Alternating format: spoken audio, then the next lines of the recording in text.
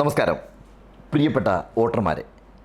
മല്ലയുദ്ധത്തിൽ വിജയസാധ്യതയുള്ള യോദ്ധാവിനെ തോൽപ്പിക്കാനായി എതിരാളി അപരനെ കെട്ടിയിറക്കിയ ഒരു കഥ ഞാൻ വായിച്ചിട്ടുണ്ട്. തോൽക്കുമെന്നുറപ്പായിരുന്നു എതിരാളിക്ക്. അയാൾ കുതന്ത്രജ്ഞനും കഴിവ് കുറഞ്ഞവനുമായിരുന്നു. വിജയിക്കുമെന്ന് ഉറപ്പുള്ളയാൾ അപാര കഴിവുള്ളവനും സത്യസന്ധനുമായിരുന്നു. കുതന്ത്രജ്ഞൻ യുദ്ധത്തിന് മുമ്പ് രാജാവിന് മുന്നിൽ 2 ഉപാധികൾ വെച്ചു.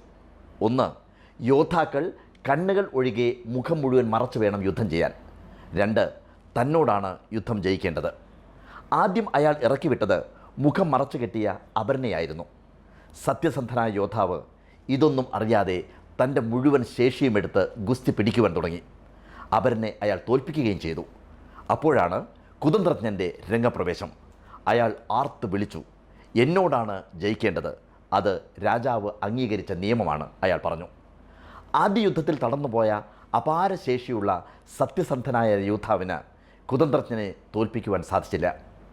പറഞ്ഞു വരുന്നത്, 23-ാം തീയതി വോട്ട് രേഖപ്പെടുത്തുവാൻ നമ്മൾ പോകുന്ന സമയത്ത് ഓരോ വോട്ടർമാരും ഈ കഥ ഓർത്തു വയ്ക്കണം.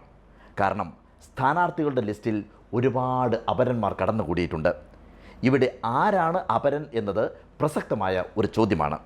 കാരണം ഇന്ത്യൻ ജനാധിപത്യ വ്യവസ്ഥയിൽ നിശ്ചിത യോഗ്യതയുള്ള ആർക്കും സ്ഥാനാർത്ഥിയാവാം. അതുകൊണ്ട് തന്നെ ആരുടെ അപരൻ എന്നത് ഒരു ചോദ്യം തന്നെയാണ്. അപരന്മാരുടെ കടന്നുകയറ്റം കൊണ്ട് മുൻകാലങ്ങളിലും ജയിക്കേണ്ട സ്ഥാനാർത്ഥികൾക്ക് വോട്ട് കുറഞ്ഞിട്ടുണ്ട്, അവർ തോറ്റിട്ടുമുണ്ട്.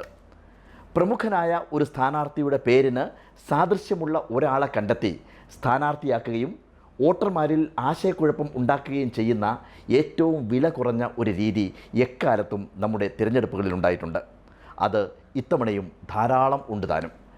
യോഗ്യതയുള്ള ഏതൊരു ഇന്ത്യൻ പൗരനും തിരഞ്ഞെടുപ്പിൽ മത്സരിക്കാമെന്ന വ്യവസ്ഥയുള്ള സമയത്ത് ഇക്കാര്യത്തിൽ ആർക്കും ഒന്നും ചെയ്യാൻ സാധിക്കില്ല. ഓരോ രാഷ്ട്രീയ പാർട്ടിയുടെയും ലക്ഷ്യം ഏത് വിധേനയും ജയിക്കുക, അധികാരം പിടിച്ചെടുക്കുക എന്നത് മാത്രമാണ്. അവിടെ അവർ തന്ത്രവും കുതന്ത്രവുമൊക്കെ പ്രയോഗിച്ചുകൊണ്ടേയിരിക്കും. കാരണം ഇത് ധർമ്മയുദ്ധമൊന്നുമല്ലല്ലോ. കഥയിൽ യോദ്ധാവിൻ്റെ മുഖം മറച്ചതുപോലെ അവർ നമ്മളെ ആശയക്കുഴപ്പത്തിലാക്കാൻ വേണ്ടിയിട്ട് നമ്മുടെ മുമ്പിൽ കൺകെട്ടുകൾ കാണിച്ചുകൊണ്ടേയിരിക്കും. അതുകൊണ്ട് ഇവിടെ ബോധവാന്മാരാകേണ്ടത് നമ്മളാണ്, വോട്ടർമാരാണ്.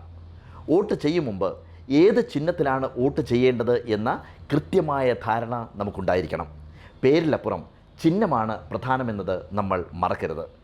വോട്ട് ചെയ്യുന്ന കാര്യത്തിലെങ്കിലും നമ്മളെ വഞ്ചിക്കുവാൻ അനുവദിക്കാതിരുന്നു കഴിഞ്ഞാൽ അത്രയെങ്കിലും നമുക്ക് ആശ്വസിക്കാം.